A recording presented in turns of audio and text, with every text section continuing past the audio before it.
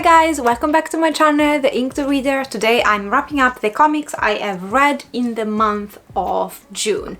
I had read only 8 things, I believe, from the statistics, so you've seen it. I just want to say that the reason why I didn't complete my TBR is because 2226 by Fujimoto has not come. I had ordered it from Waterstone and they should have sent it in 2 weeks, and then a month had passed, they didn't, so they cancelled the order, and I had already made another order for comics for July, so I will purchase it, but I don't have it in my hands. I need to buy it again.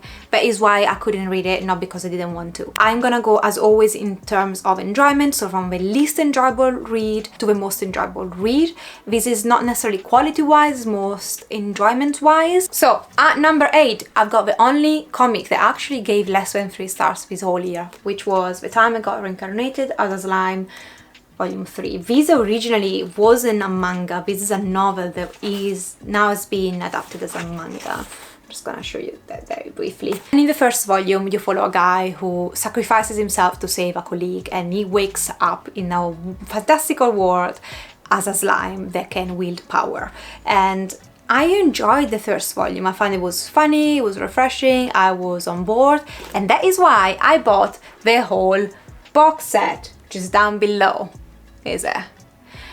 And the second and third volume I really did enjoy it, and I honestly don't have things to say about these. I honestly cared so little about these that I didn't even dislike it. I generally couldn't care less.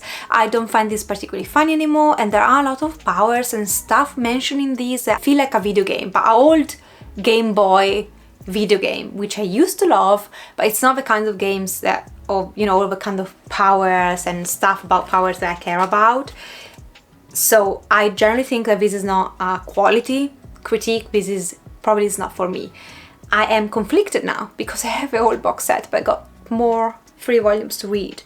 Do I want to continue on? Do I not? Do I just give up on this? I am tempted to just sell the box set as it is and just give up on it, because I'm just hating, while knowing that this is not because of the manga itself, it's not really a manga that I should reach out for. It's very episodic, it's very gimmicky, it's very like video game based, and I am someone who loves video games, but not this kind. I don't click with this thing, and I don't laugh that much anymore, so I don't know. At number 7 we have a surprising one, because usually this is number 2 or 1, and let me premise this: everything I read from this moment onward, it was 4 stars if not more, so everything I've enjoyed it.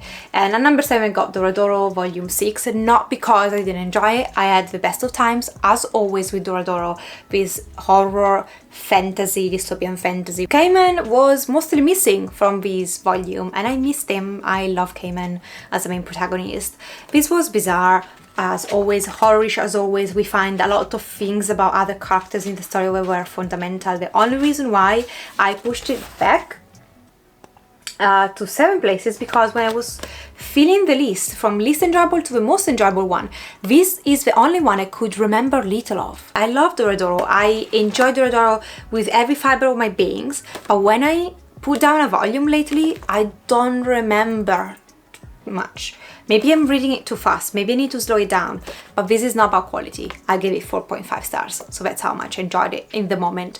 It just doesn't stick in my brain that much compared, or it didn't stick in my brain that much compared to other stuff I've read this month. Well, technically this one I've read twice back to back, so it could be said that I've read like 1 volume more, but it was the same, just reread it. It was such a quick read. At number 6 I got Look Back by Fujimoto. This is the author of the mangaka or that did Chainsaw Man and another series that's about to come, and I was conflicted because, again, the other series that's about to come right after this one, they could be at the same place in terms of enjoyment generally. The only reason why I put these at number 6 and not 5 is because it's a standalone, and the other one is a series I've been overall enjoying. Look Back, it's a contemporary by the author, and you follow these 2 girls that are at the same school competing for the column of like a manga column in the school journal or something of the sort. But one of the 2 girls, she at the beginning, she's never in school, she's kind of a recluse, and then this other girl who really wants to succeed goes to the other girl's house, and they kind of form a friendship, and then you follow what happens then when they are grown and out of high school. I'm just gonna keep it very vague. This was unexpected. This is one that, compared to Redoro, it didn't stick with me at the moment as much as it did in the days after. I thought about this way more after I'd read it for a few days than immediately, because immediately I consumed it so fast. It was so quick and short, and that's why I reread it twice, because it was like so many people like loved this so much. And ultimately I get it, but I don't. Like, why I don't love it like as much as I love Chainsaw Man? Why I don't love it more than anything? And I am also fairly new to manga, like probably it's been a couple of years since I've increased my reading of them, so I do understand that I'm less knowledgeable, that I don't come from like a whole childhood of reading manga, so maybe this is slightly less powerful because of that. However, with the passing of the time, I appreciated the story a bit more. I found it very touching, especially toward the end, and I do want to reread it in a few months' time and see how I just feel like the more I read it, the more I get from this story. It definitely feels different than any other Fujimoto I've read. And then at number 5, we got the other series by Fujimoto, which is Fire Punch. And this is a dystopian horror fantasy. It is one of the bleakest words I've ever seen, ever. And I've read Berserk, so that is saying something. I really enjoyed this volume. I had to read it fairly quickly because I was between breaks during a course I'm doing, and so I had to digest this fairly quickly. And again, Fire Punch is a series that I will eventually reread, and I will take more of my time with it.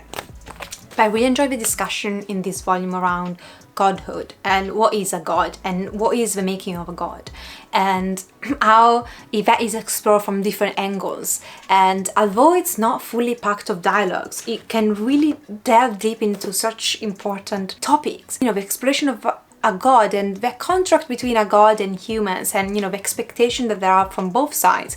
And it's a contract that if some of the parties break that contract, things can go south very quickly. And I found it so cleverly done, explained in a very direct way, and in a way that is explored to a point that I don't feel like I need more, but at the same time I'm surprised because the dialogues are not that much. So I don't know if maybe, you know, the drawing actually do speak louder than words at times, or the dialogue, it just uses it such like a, it's so skilled how he does his dialogues that he doesn't need to put a lot of it to make his points come across. I must say though, the end of this, there is a character, you know, one of the bad guys, if you want, without giving spoilers, keeping very vague. The motivations for doing bad stuff, it's just like, you want to destroy everything for that.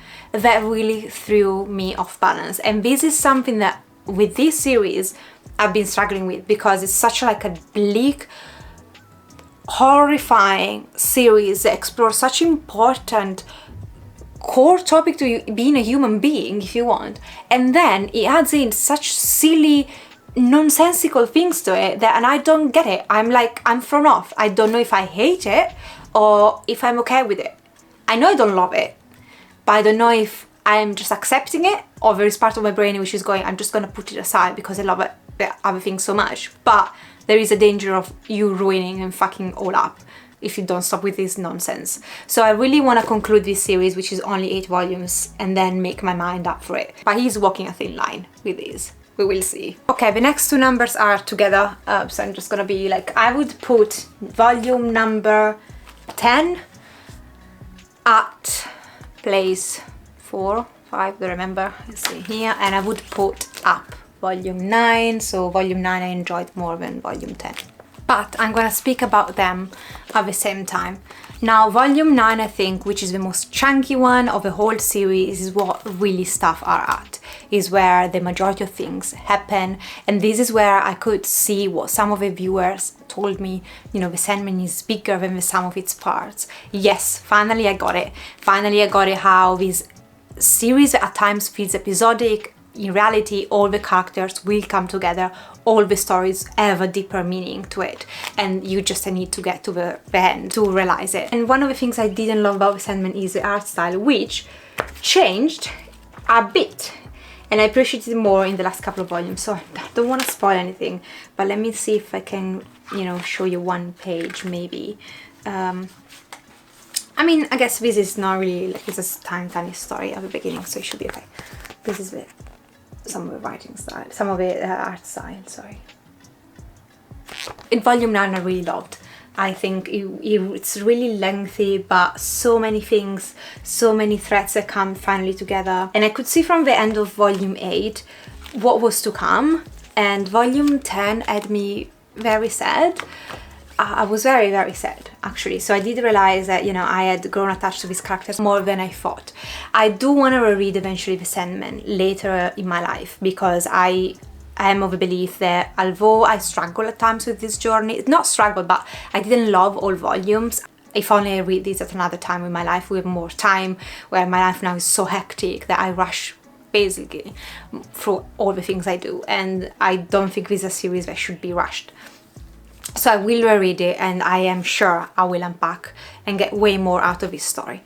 But ultimately it's a journey that I'm so happy to have gone through. It's a journey that will stick with me, and I don't regret anything. Basically, I don't regret the money I put in, I don't regret the time I put in. It is a staple series if you know, for someone who loves graphic novels as I do, in horror, the horror genre and the fantasy genre. Yes, I will read the spin-offs, but this feels very complete. It was a journey. I just, somehow, I feel that this should have impacted me even more than it did. I generally think that it's my fault that it didn't, and the way I read it. But the art style is still something I never loved, unfortunately. I really appreciate Neil Gaiman as an author, the depth of, you know, humanity that he explores in these. I think some of his quotes are quotes that, you know, even people that don't read graphic novels or books at all might know, because they are that powerful. And some of those quotes that I'd heard about, they come from the Sandman. And number 2, I will have to put Monstrous, which keeps growing on me, and I love it more and more and more. I'm gonna show you just some of the art. Not only because of the art, but these steampunk horror fantasy. I found that, you know, now that I spend more time with these characters, I found that the exploration of them, the characterization is very good, and this world now is taking more shape, is making more sense, things are coming together, and I can appreciate now the events and the twists more because I understand more what is happening. And I had to reread the first 3 volumes for me to understand it. I had to read them back to back, one each month. I am scared of now this series having reached almost the point where there are no more volumes out. I've got 2 more volumes, and then I will have to wait release dates, which scares me, because I think that Monstrous is a series that if you have not started, I would suggest to wait until it's done and then get your hands on it. Get a special edition if you can, because it's gonna probably look stunning. I've loved so many graphic novels, like so many different styles, but this one, visually, I found like the artist remarkably good at her job. Really the potential of being a high fantasy that would make into an amazing TV show. And now where action is increasing, you know, the tensions are increasing, there is a lot of brutality, and the choices that our main protagonists have to make are tough. Like, she's a very grey, morally grey character. She is a perfect example of a morally grey character. It's well done, and it's not about her justifying her actions. She does shitty things because of the sake of the world, and she doesn't get much around justifying herself. And I really appreciate that kind of, you know, she's almost the antagonist at times, but because you know where she's coming from, you admire and are terrified by her at the same time. Like, I mean, at least I am. And at number 1, and the last one for today, we've got Finland Saga book 4, which contains 2 volumes, and it actually finishes the first arc. I'm gonna do a spoilery review of the first arc of Finland Saga, because I feel like I've got so much more to say than by going to spoilers will help me make my argument. Then I could either say here without giving any spoilers, this is a historical fiction Viking story. Mark my words, whoever dies at the end of this, I don't buy it. Mark my words, I don't believe it. I'm expecting them to resurface eventually. And I loved this. This is growing on me again. This is getting better and better, just because I generally think that the conflict of the main protagonist is done so well, and the characters, where, you know, you follow some characters that clearly are the enemy, but they're done in a very layered, clever way, where the enemy is someone who's so clever that you kind of root for them at certain points, and you kind of see their motivation. Not root for them, maybe root for them is the wrong word, but you admire them, and you know that if a character goes out of a picture, the story is never gonna be the same. So you know, when you got that powerful antagonists that are integral part of the story, and these are the kind of stories I love the most, which is like Berserk, and you know, now Vinland Saga, and a few more that I can mention. When you create the perfect antagonist where they, you know, your protagonist, your hero and the antagonist need each other to make the story great, and without that the protagonist wouldn't feel so great, in a sense. So I personally love the bad guys in Vinland Saga. I personally admire what is being created here, the time that the author is taking to build this story up.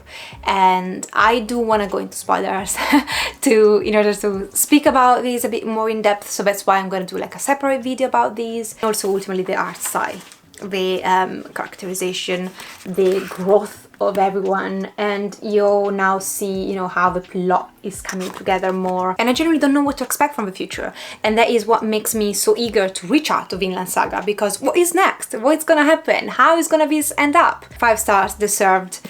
It's so good. I will check out the anime once I finish the all the manga that are out. I think it's an ongoing series. But guys, thank you so much for watching. Let me know what was your favorite read of the month. Let's chat in the comments down below. If you're new, I would love for you to subscribe. Button is down below, as you know. I'll see you next time. Take care of yourself. Ciao!